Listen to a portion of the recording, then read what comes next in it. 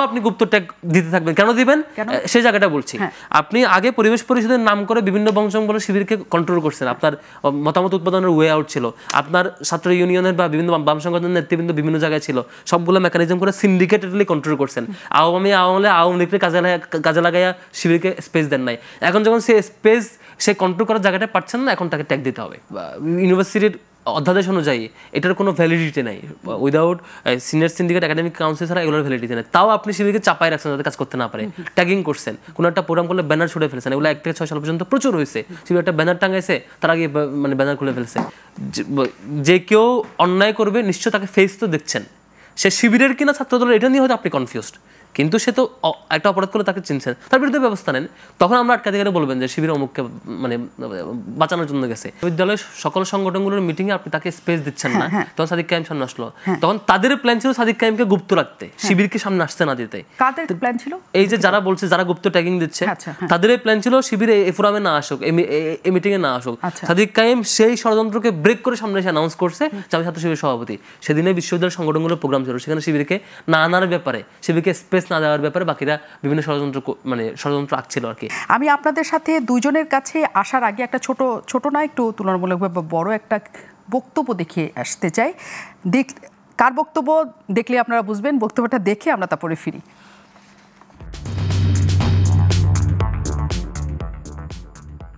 বারবার করে ইসলামী ছাত্র শিবির, যারা কিনা 90-এর যে সামাজিক চুক্তি, সেই সামাজিক চুক্তি অর্থাৎ পরিবেশ পরিষদের আন্ডারে একটি নিষিদ্ধ সংগঠন, তারা কিভাবে করে কোনো ধরনের প্রক্রিয়া ছাড়া এই ক্যাম্পাসে নর্মালাইজড হয়ে গেল এবং এই ক্যাম্পাসের প্রতিটি প্রোগ্রামে তারা অংশগ্রহণ করছে এবং তারা চিহ্নিত রাজাকারদের, চিহ্নিত পাকিস্তানপন্থী নেতাদেরকে এখানে সেলিব্রেট করার রাজনীতি করছে, সেই বিষয়ে আমরা ধিক্কার জানিয়ে গিয়েছি। বারবার করে বিশ্ববিদ্যালয় প্রশাসন আমাদেরকে শিবিরের সঙ্গে মিটিংয়ে বসানোর চেষ্টা করেছে এবং আপনারা বারবার লক্ষ্য করবেন যে কেমন করে প্রত্যেকবার ছাত্র শিবির কোনো পলিটিক্যাল বিপদে পড়লেই এমন কোনো একটা পরিস্থিতির উদ্ভব ঘটানো হয়, যেই পরিস্থিতিকে কাজে লাগিয়ে ছাত্র শিবিরের সঙ্গে বাকি সংগঠনগুলির মিটিং করিয়ে ছাত্র শিবিরকে নর্মালাইজ করার একটি রাজনীতি আমাদের বিশ্ববিদ্যালয় প্রশাসন করে থাকে। এবং এবারও আমরা দেখতে পেলাম, আপনাদের কাছে মিডিয়ার ফুটেজ রয়েছে, আপনারা সাক্ষী, আমাদের বিশ্ববিদ্যালয়ের যিনি প্রক্টর, তিনি প্রত্যক্ষভাবে টিএসসিতে দাঁড়িয়ে গত 36শে জুলাই অর্থাৎ 5ই আগস্ট বলেছিলেন যে যারা চিহ্নিত রাজাকারদের ছবি এখানে টাঙালো তাদেরকে ক্ষমা প্রার্থনা করতে হবে, এবং তিনি বলেছিলেন যে তিনি তার জায়গা থেকে পরবর্তী 2 দিন এই প্রোগ্রাম করার ব্যাপারে নিষেধ জানিয়েছেন। কিন্তু তিনি নিষেধ করার পরও ইসলামী ছাত্র শিবির যদি এই প্রোগ্রাম করতে পারে, তাহলে বুঝতে হবে ঢাকা বিশ্ববিদ্যালয়ের প্রক্টর সাইফুদ্দিন না, ঢাকা বিশ্ববিদ্যালয়ের প্রক্টর SM ফরহাদ। আমরা SM ফরহাদের প্রক্টরশিপে ঢাকা বিশ্ববিদ্যালয়ের করা অন্য কোনো মিটিংয়ে অংশগ্রহণ করব না।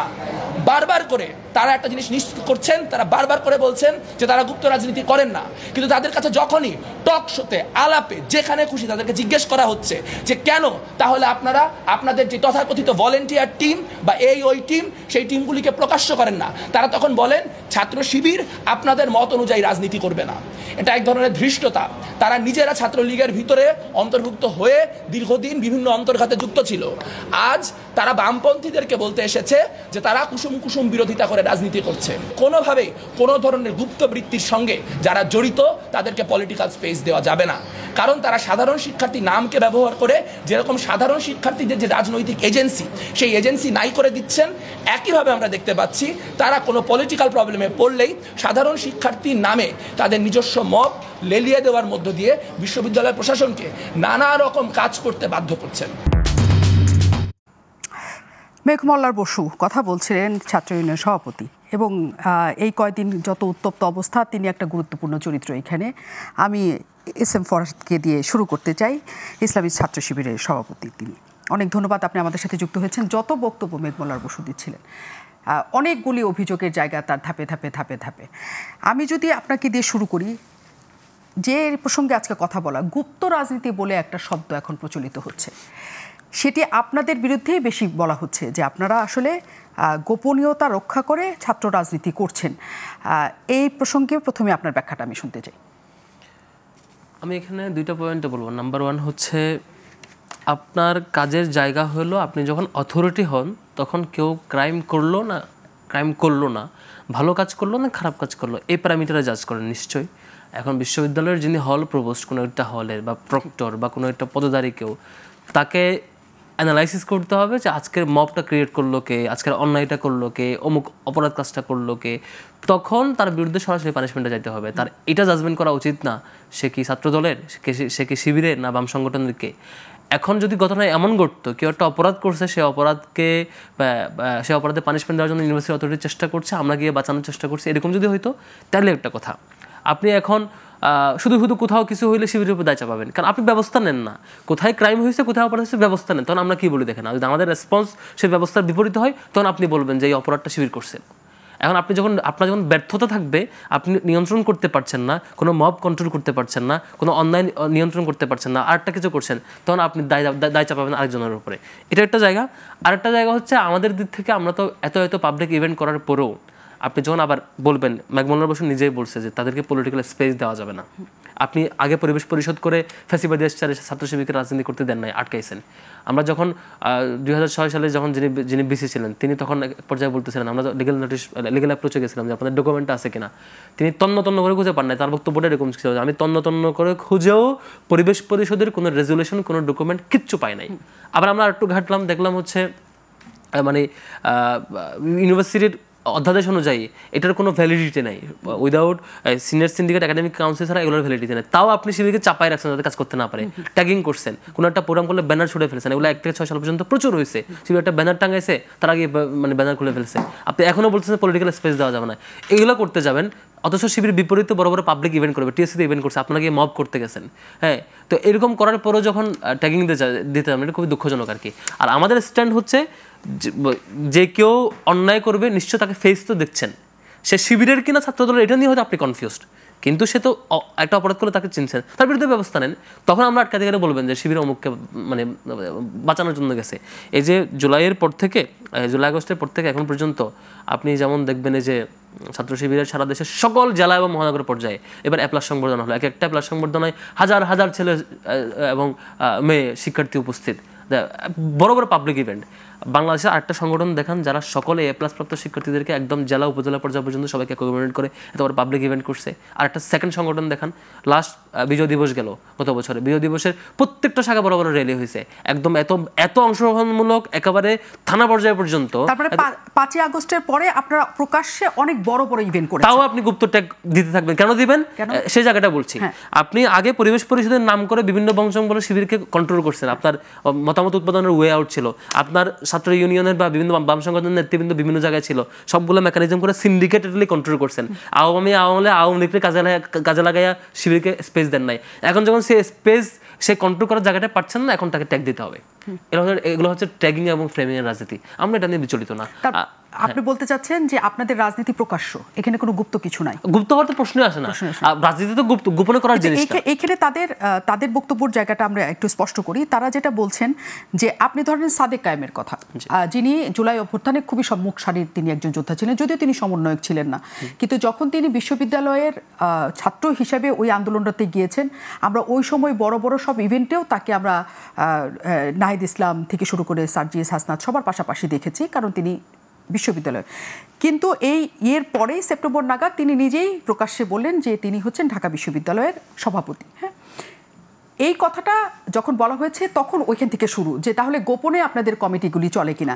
এবং এর পরবর্তীতে আরও কয়েকটি ঘটনা আছে, যেমন তিতুমির কলেজের যে ঘটনা, যারা ছাত্র রাজনীতি নিষিদ্ধ চেয়েছিল, পরে আমরা হল শাখার তাকে সাধারণ সম্পাদক হিসেবে পেলাম, বা এই ক্যাটাগরি।